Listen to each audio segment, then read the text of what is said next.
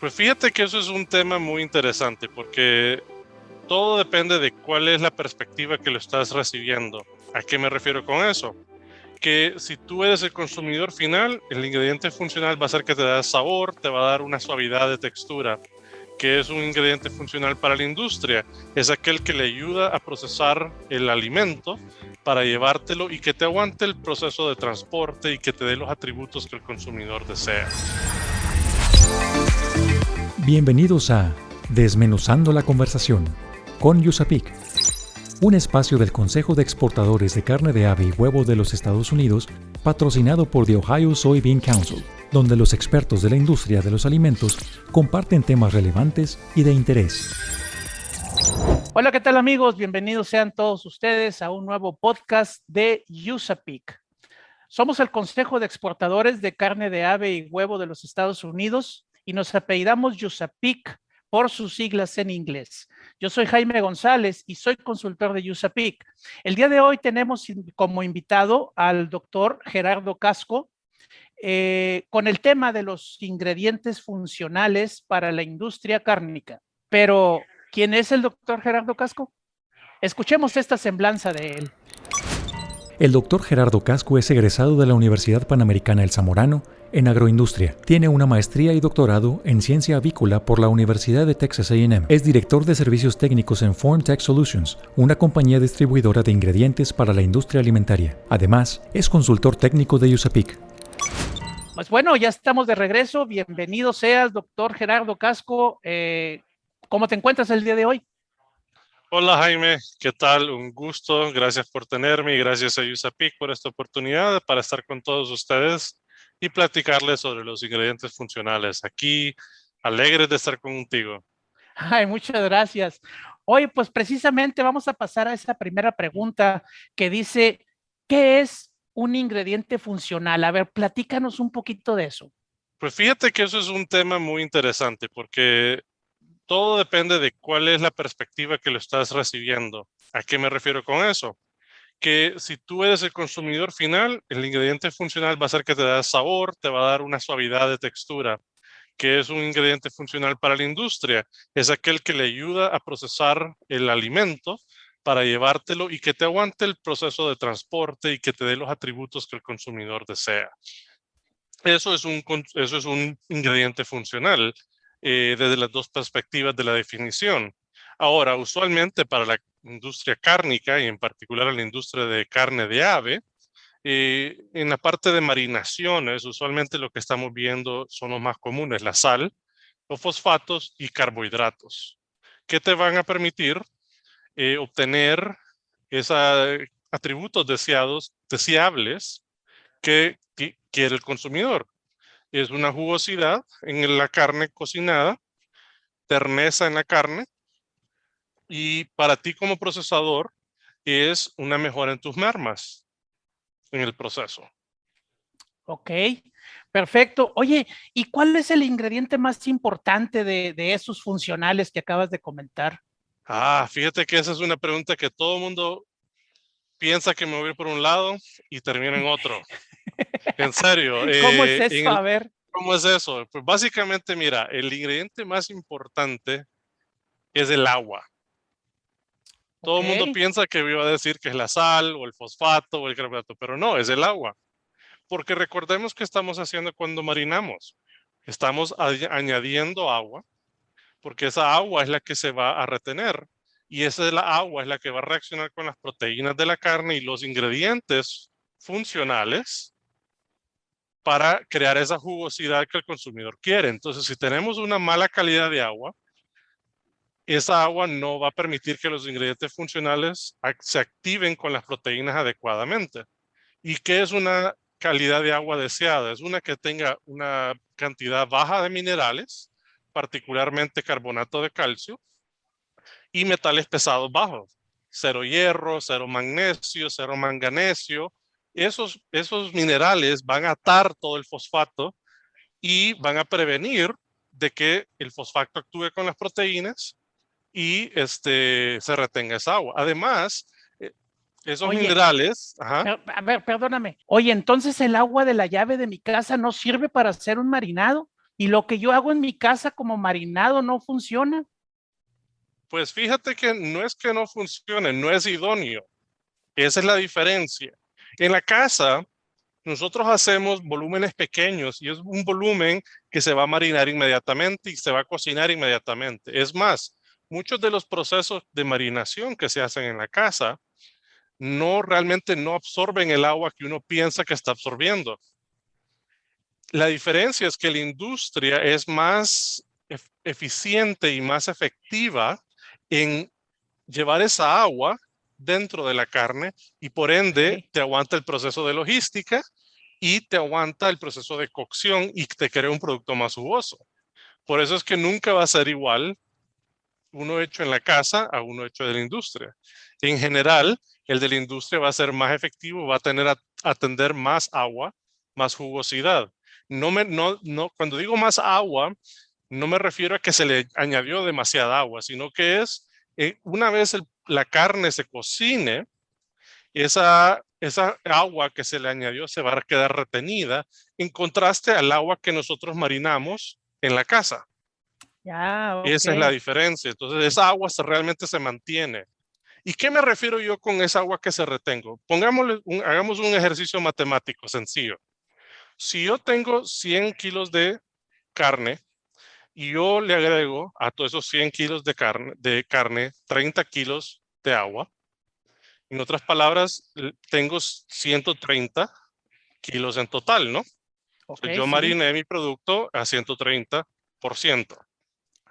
Ahora, el proceso normal de cocción, cuando se utiliza un termómetro y se lleva la carne a una temperatura final de 73 grados centígrados en el punto centro más grueso, en la pérdida esperada, por ejemplo, en pechuga de pollo, usualmente es del 22 al 27% de agua en pérdida. Entonces, si yo voy a perder esa cantidad, yo voy a mis 130%, 130 kilos iniciales, yo me voy a quedar con potencialmente 5% de más agua dentro de mi carne inicial. Por ende, mi carne queda más jugosa. Si yo no le agrego esas 30 kilos de agua y simplemente cocino la pechuga sin marinarla, sin inyectarla con esa salmuera que estoy utilizando, yo lo que voy a terminar haciendo es perdiendo el agua natural que tiene la pechuga. Y Recordemos se que va a la pechuga resecar el producto. te Se va a va a resecar. resecar el producto. Exacto. Okay. Entonces, la pechuga es 70%, de 70 a 75% de agua. Entonces, ahora imaginémonos que le quitamos ese 22 a 27% del agua y me queda más seca. Y eso es asumiendo que hacemos un proceso adecuado de cocción. Entonces, ahí es donde el beneficio de marinar y saber utilizar ese ingrediente, el agua, y cómo aplicarlo con otros ingredientes funcionales, nos lleva a un producto más tierno y más jugoso para el consumidor. Entonces, de acuerdo, necesitamos agua que esté baja en sales, baja en minerales, ajá, sí. Pero ¿qué le agregas a esa agua? A esa agua venimos y luego utilizamos el ingrediente común que todo el mundo utiliza en la casa, sal de mesa. Y aquí caemos a otro tema que vamos a expandir posiblemente después, que viene siendo la sal, que no todas las sales son iguales. La sal de mar contiene metales pesados. Incluso si uno empieza a ver los metales que contiene y los ingredientes que contiene en trazas pequeñas, va a incluir arsénico dentro de estos ingredientes. Wow. Solo para que no sepan. Entonces, no todas las sales son iguales. La sal de mar sabe a lo que sabe la sal de mar por los metales que contiene. Ahora, hay que entender que esos metales también me van a afectar mi vida de anaquel, porque esos metales me van a enranciar la grasa. Entonces, si yo estoy en la casa, utilizo sal de mar y almaceno esa carne, en una semana probablemente, o la congelo, mejor dicho, es probable que dentro de un mes la grasa de la carne va a estar enranciada.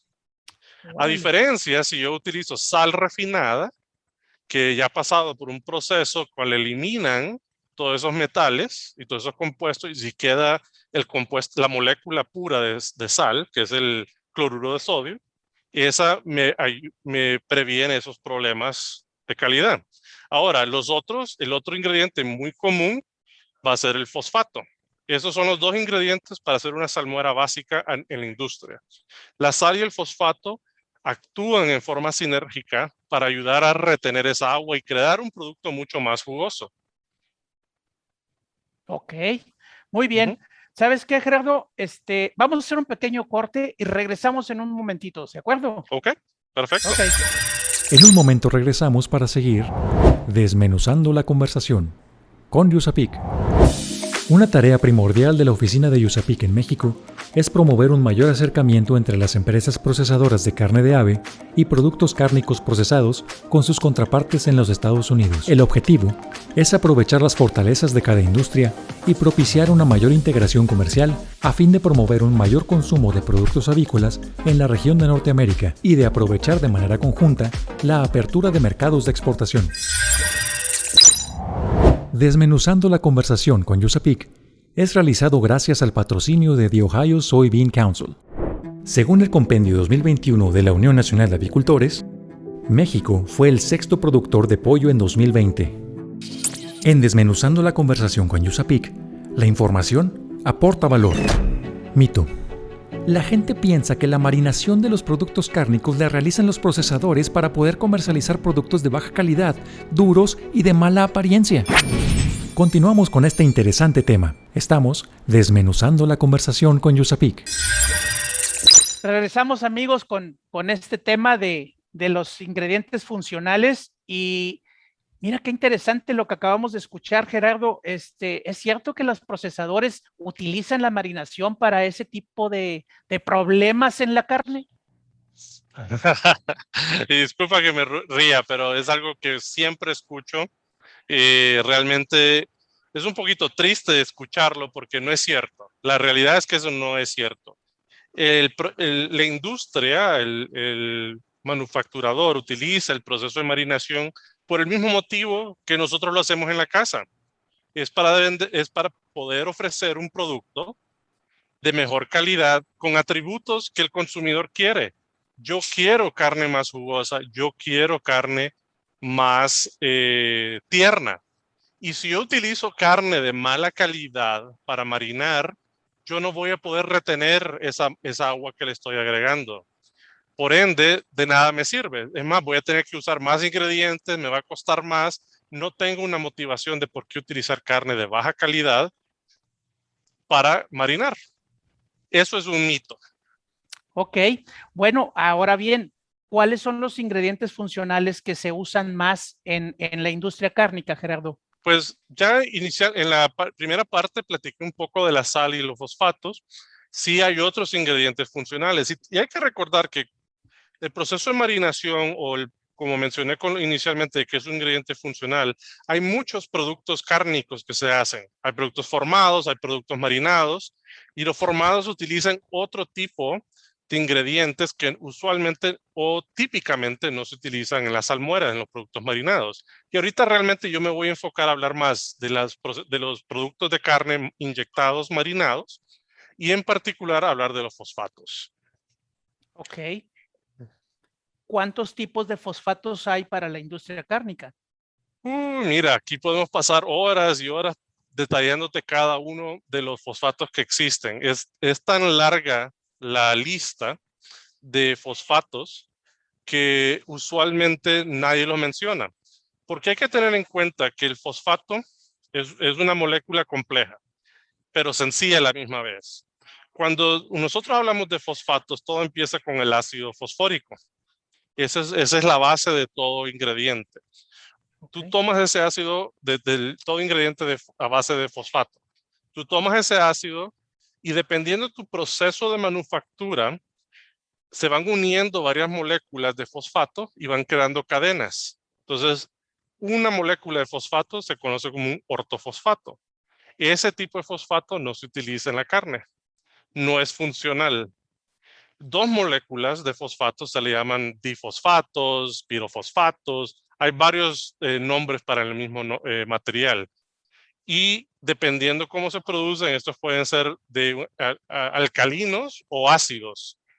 Pero esta molécula de 2-fosfatos es realmente la que funciona. Si yo tomo un difosfato, un pirofosfato, y lo pongo en la carne, esta se va a atar inmediatamente con la carne y va a añadir más agua, va a adherir más agua a la carne por sus fuerzas químicas. Pero es más caro o tiene problemas de, son altamente alcalinos o son altamente ácidos. Entonces no es común utilizarlos en forma pura.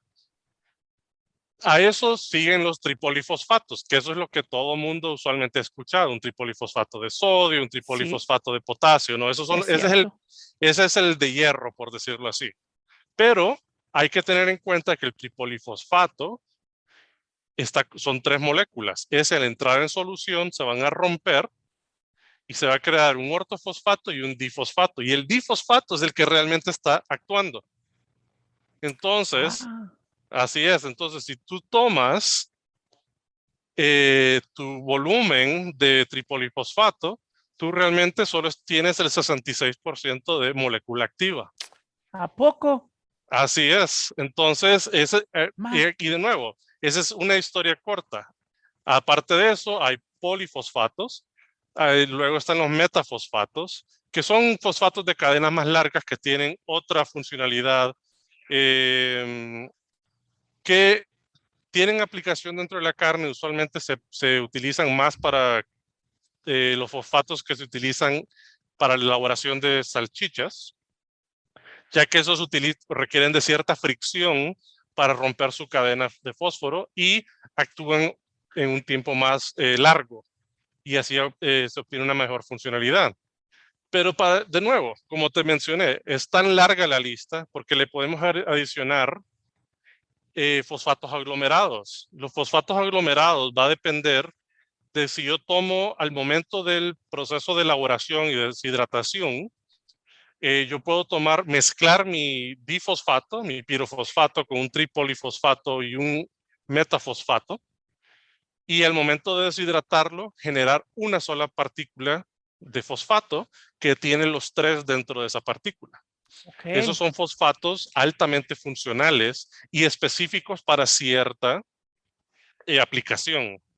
Entonces, realmente, regresando a lo complejo, que es decir, de cuántos fosfatos hay. Hay una gran variedad de fosfatos. A Son, ver, ajá, perdóname. Entonces, para no perder la idea, sí. sabemos que los fosfatos son varios.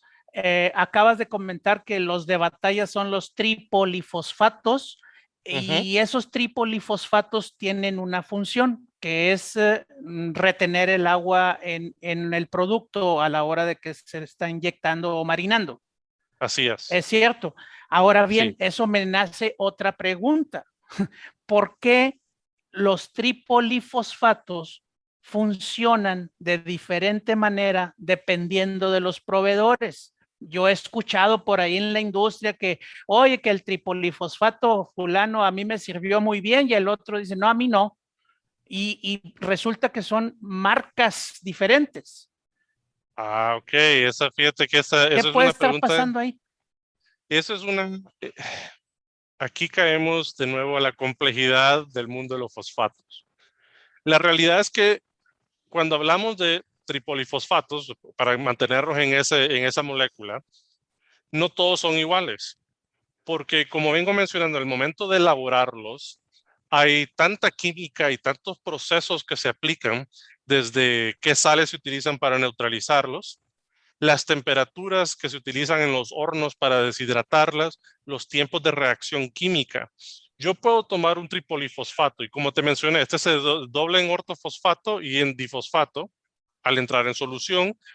Yo puedo generar tripolifosfatos que tengan una acción retrasada en la ruptura de esa unión química.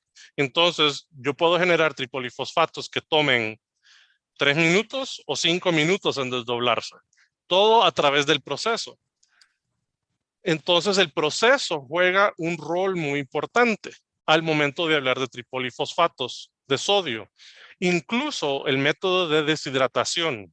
No es lo mismo hablar de un tripolifosfato de sodio secado en barril, que básicamente lo que es un horno rotatorio que a través de la rotación expone el líquido a una llama y lo seca.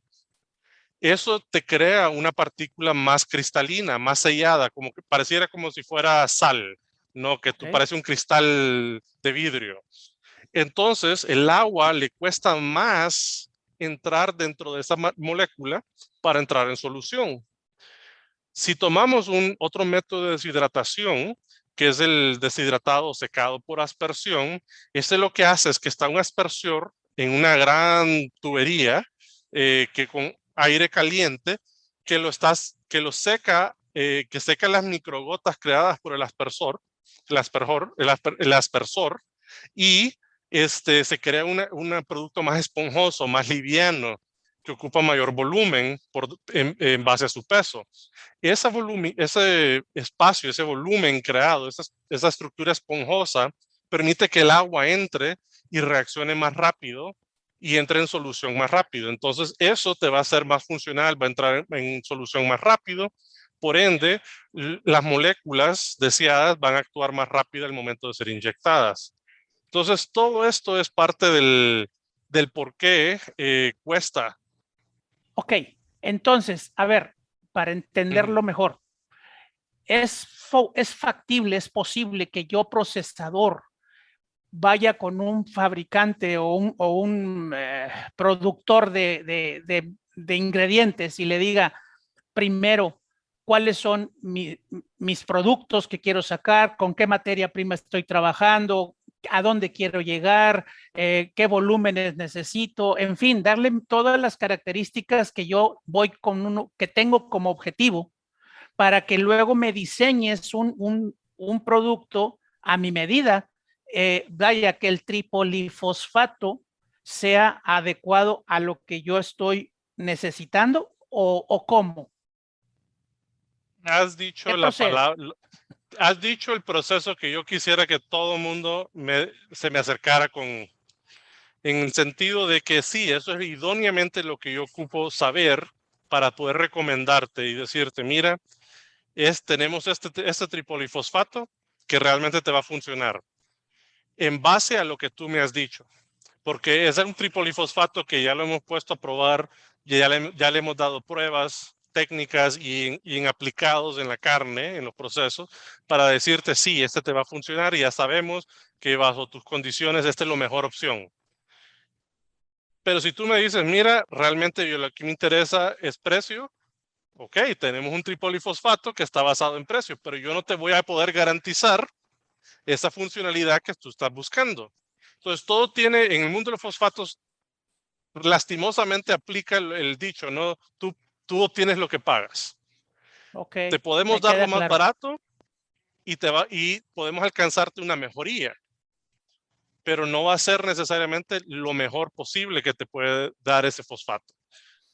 Excelente. Por el proceso. Me parece muy bien, Gerardo. Vamos a hacer otro pequeño corte y ahorita regresamos para ver lo que sigue con los temas. ¿De acuerdo? Perfecto. Perfecto, okay. Aquí lo esperamos. En un momento regresamos para seguir desmenuzando la conversación con USAPIC. Según el Compendio 2021 de la Unión Nacional de Avicultores, la avicultura aporta el 55.2% de la proteína animal. En Desmenuzando la conversación con USAPIC, la información aporta valor. Si deseas asesoría relacionada con la reformulación o el desarrollo de nuevos productos, contáctanos a través del correo electrónico proyectos@usapic.org.mx.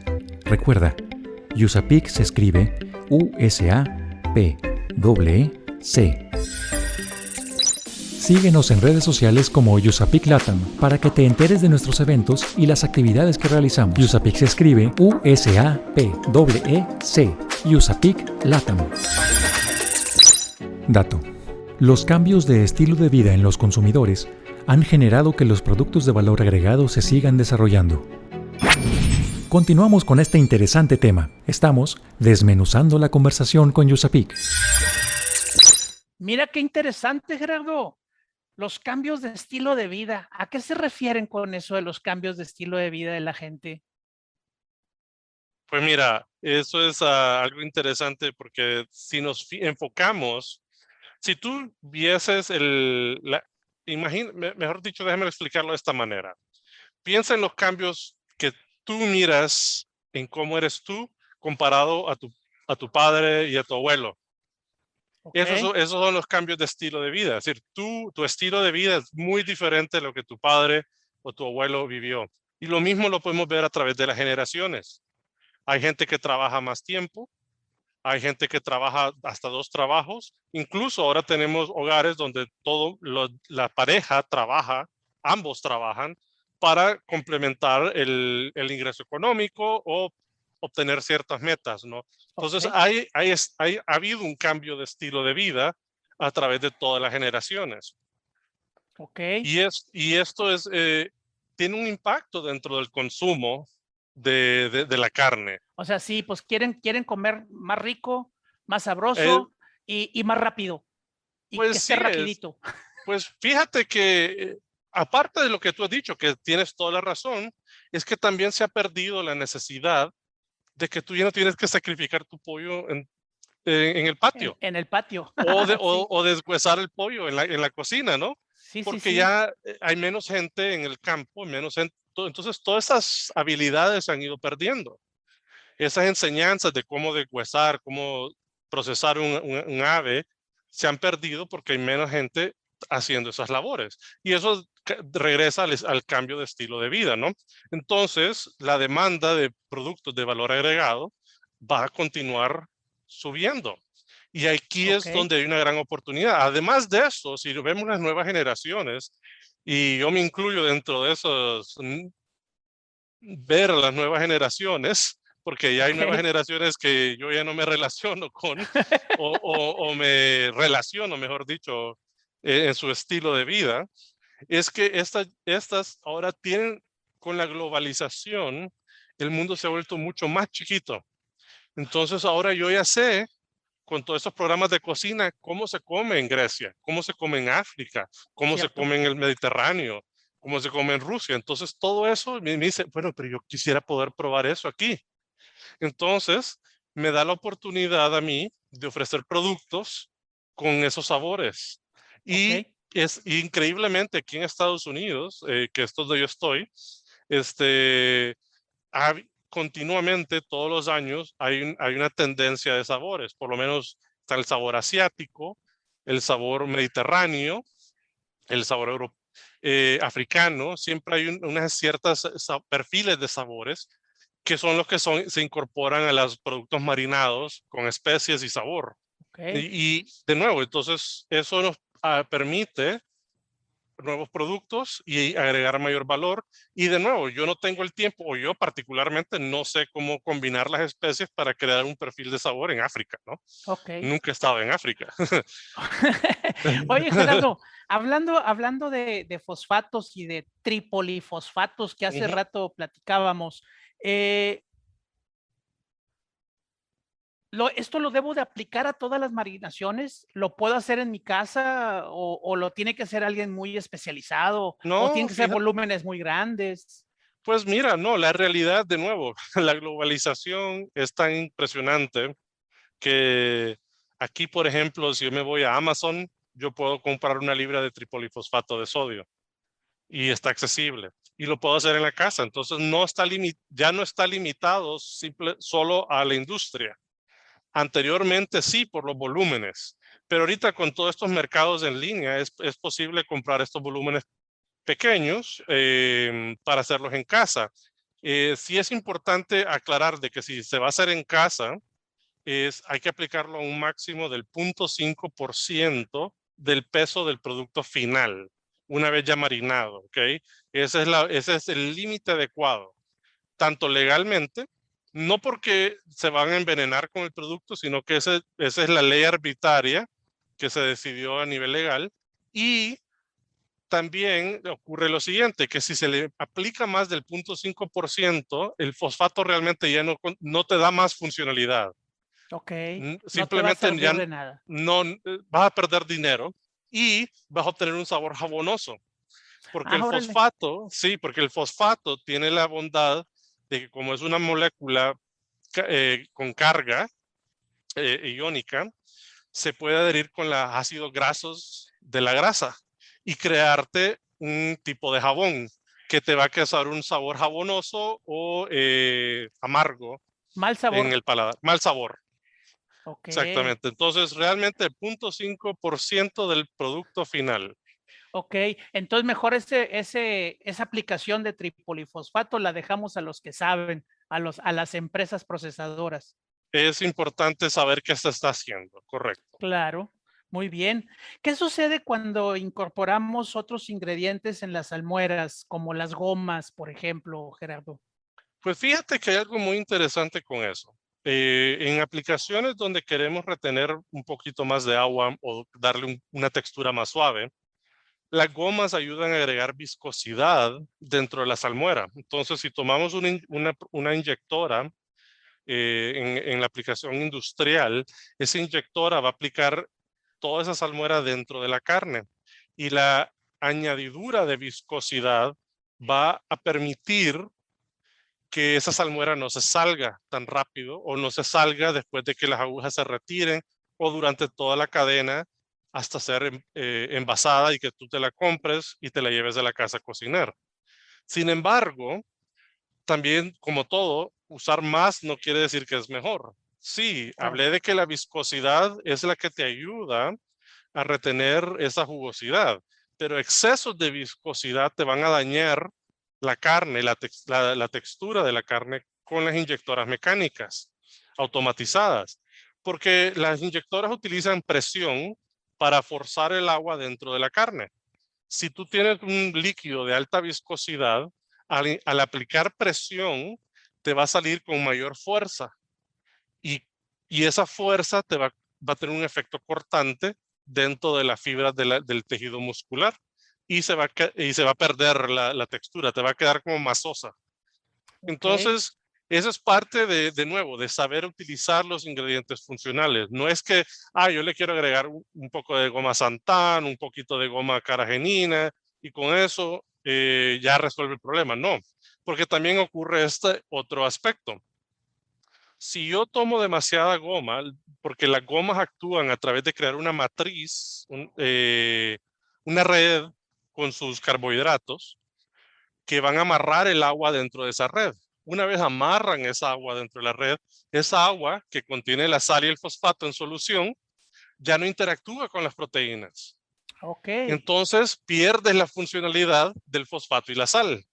Entonces, usar demasiado no es la mejor opción. Es de saber cómo formular, saber cuáles son los límites para cada ingrediente, dependiendo cuál es, y esto es algo muy crucial, y tú lo mencionaste, que ojalá todo el mundo se me acercara a preguntarme, iniciando con esto es lo que quiero, esto es cómo lo deseo, estos son los puntos donde quiero mejorar, porque mi fórmula con la cual yo voy a inyectar va a ser bien específica para esa planta, para ese producto y para ese problema.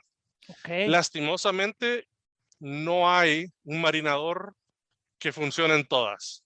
Esa es Claro. la realidad. O sea, va a tener un resultado diferente dependiendo de cómo se aplica, a qué lo Exacto. aplicas, qué carne va a ser, de qué músculo va a ser. En el caso de la res, en el caso del pollo, pues nomás es pechuga y piernas. Yo te puedo, no, fíjate que estás en lo correcto. Y más, te voy a agregar esto que siempre es uno de los procesos divertidos. Un marinador que lo diseñamos para una planta dentro de una empresa que solo se dedica a marinar pechuga de pollo, tomó ese marinador y se lo llevó a otra planta que está haciendo exactamente el mismo producto y no tiene el mismo rendimiento. Tuvimos que crear otro producto para compensar no las deficiencias, el diferente proceso. Estaba Claro, en otra zona geográfica, la calidad de agua era diferente. Entonces, por cosas ejemplo. pequeñas. Entonces, esas Wow. son de las complejidades de formular y saber utilizar estos ingredientes como los fosfatos y las gomas. Una recomendación tuya, ahorita, por ejemplo, yo alguna Ujú. vez supe que En los músculos de la carne, o sea, bueno, la carne de los animalitos tiene cierto grado de absorción o de retención. Si tú le metes más salmuera de la que puede retener, pues se le va a salir seguramente. Por eso luego a veces se usan algunos tipos de gomas para dejar adentro esa salmuera. ¿Cuál sería tu recomendación? Más bien, la primera pregunta, ¿cuánto puede retener de humedad o de agua una carne, un músculo? Wow, ¿Qué eso es, fíjate porcentaje? que, pues no, es una pregunta de etapas, de varias capas y compleja, porque también lastimosamente está atado a los países en base, y a lo que me refiero con eso es a los estratos socioeconómicos de los países, porque el motivo, y aquí es donde a veces se puede decir que es un poco controversial, es que agregar más del 20% usualmente tiene un efecto de calidad no deseado.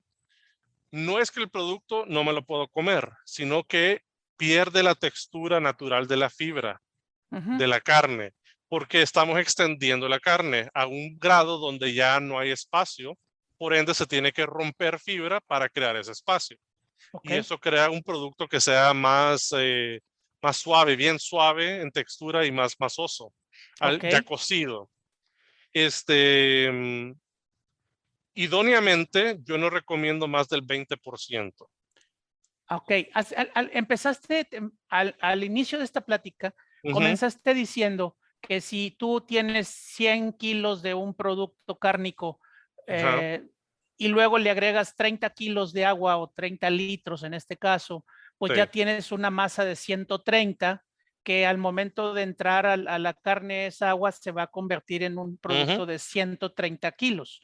sí, Pero luego cuando cocinas ese producto va a perder humedad y entonces va a bajar y se va a quedar a lo mejor con un 105, de tal manera que conserva parte de la humedad, que le va a dar textura, que le va a dar sabor, que le va a ujú, dar suavidad a correcto. la mordida, como luego se dice. Entonces, eso podría ser una buena práctica, o sea, inyectar a un 30% pensando que va a mermar o va a bajar con la cocción. Eso es un porcentaje que yo pudiera aceptar. Yo siempre recomiendo, pero de nuevo, todos estos porcentajes están atados a tu proceso de cocción, ¿no? Que ¿Okay? también ya agrega otro proceso de complejidad, en el sentido de que dependiendo de la temperatura final que tú cocines y qué tan rápido llegues a esa temperatura final, va a ser tu merma. Muy En bien. otras palabras, más rápido llegues y más alta es la temperatura interna del producto, más merma vas a tener. Entonces ahí ese 30% ya tal vez no sea suficiente para alcanzar ese de 30 a 100, ¿no? De Uh -huh, 130 a 100. uh Entonces -huh. sí entiendo el punto y es un buen punto. Eso es una forma positiva de verla. Y es por eso yo que digo que de 20, puedo decir que a 30% es un buen porcentaje de inyección donde ya incluso tu requerimiento de ingredientes funcionales es mínima. A un 20% con sal y fosfato yo lo puedo alcanzar y Okay. retener un porcentaje deseable. Ya con el 30%, mi requerimiento de gomas o de otro ingrediente adicional va a ser mínimo, que Okay. no tiene un impacto drástico. Ahora, sí quiero tocar un punto muy importante que me hiciste recordar, fíjate. Cuando hemos estado hablando de, bueno, yo quiero inyectar a 130, pero hay que entender que el proceso, porque tú dijiste, ¿no? Que se voy a perder un poco de la marinación una vez yo lo inyecte. Eso es un proceso normal. Si yo inyecto a 20%, yo en lo típico y dependiendo de nuevo de la salmuera y el proceso, yo esperaría retener un 18-19% dentro de los siguientes 20 a 30 minutos y un 16 a 18% en los siguientes 24 horas. después de marinado. Entonces, y todo eso va a depender mucho de los procesos y de los ingredientes que se utilizan. Ahí es donde caemos de nuevo a los tipos de fosfato, a la calidad del fosfato que se están utilizando. Pero es importante estar hablando en la misma lengua. Si tú me dices, yo quiero 30% de inyección, yo estoy pensando que yo te inyecto 30%, pero yo realmente estoy reteniendo un Solo 20%. un 16, 18. Exacto. Al final de Entonces, cierto tiempo. exacto. Ahora, si tú me dices, mira, yo quiero retener 30. 20% o 30% al final de 24 horas, yo tengo que Es ajustar otra mi marinación fórmula. y es otra fórmula completamente diferente. Este es un punto que te agradezco que lo sacaste de mi memoria, porque es una de las discusiones que siempre, o mejor dicho, discusiones, es de la dificultad de comunicar el proceso de marinación y formulación, tanto con la industria como con la gente, ¿no? Con el consumidor final. Muy bien. Gerardo, bien interesante la plática. Ya tenemos que terminar, pero no me quiero ir sin que nos digas con qué se debe quedar la gente de esta charla. Dame unos tips, unas conclusiones, 4 cositas que digas que le puedas recomendar tú a los procesadores o a la gente que nos está escuchando y que a veces le tienen miedo a los marinados, ay, que no, que tiene mucha agua, que tiene no sé. ¿Qué nos puedes recomendar? Mira, yo te digo esto, el consumidor va a preferir productos marinados. Los estudios lo han confirmado, es decir, hay estudios de sabor, hay estudios de deseabilidad, hay estudios de deseabilidad de los productos marinados y siempre es preferido sobre un producto no marinado. Esa es la realidad. Lo difícil de eso es convencer al consumidor que quiere un producto marinado. Eso siempre, y eso es en toda parte, porque por algún motivo piensan que es malo, pero ellos lo hacen en la casa. Entonces, eso siempre es lo que quiero que se lleven en esto es que hay que educar al consumidor y ayudarle a entender que esto no es malo y que es deseable, porque va a ser más eficiente que hacerlo en la casa. Segundo, entender que hay que comunicarse con el formulador en qué es realmente lo que quiera. Más transparencia hay en cuánto es la merma, cuánto quiero mejorar, cuánto es o dónde quiero yo que esté mi retención de mi salmuera, o si estamos hablando de retención o inyección, como porcentaje de inyección, como acabo de mencionar, es importante tener un lenguaje abierto y claro para que la formulación sea adecuada a la necesidad de la industria, del maquilador de ese producto. Entonces, eso es el punto 2. El punto 3, que yo entiendo que que el mercado es el que rige la compra de los ingredientes, pero hay que entender que a nivel de fosfatos, como mencioné, lastimosamente uno obtiene el producto que paga. Y sí entiendo, es decir, yo entiendo que es una decisión difícil de que obtengo mis metas de mermas, de textura, de sabor, y tengo que balancear mi costo de producción.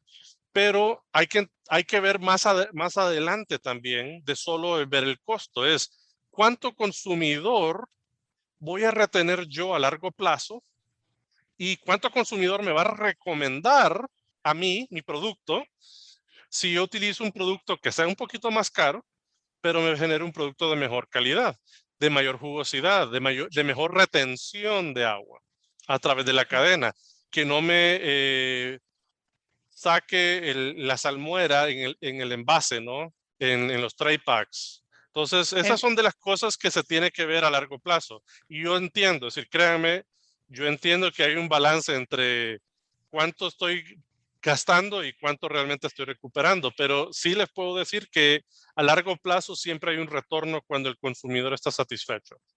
Excelente. O sea, acercémonos con los profesionales, con los que saben y digámosles nuestras necesidades para que nos puedan ayudar y diseñar el producto adecuado a lo que andamos buscando. Nuestra filosofía es la siguiente, y está en nuestro nombre. La compañía de nosotros es FormTech Solutions. FormTech Solutions. Correcto.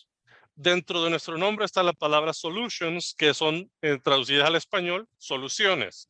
Claro. Nosotros queremos dar soluciones. Okay. Entendemos que hay una relación costo-beneficio, pero últimamente yo como formulador, especialista en fosfatos y ingredientes funcionales, es ayudarles a ser exitosos, porque si ustedes son exitosos, yo voy a ser exitosos. Claro, claro. Esa es nuestra visión y es como tú dices, es apoyarse y colaborar. Muy bien.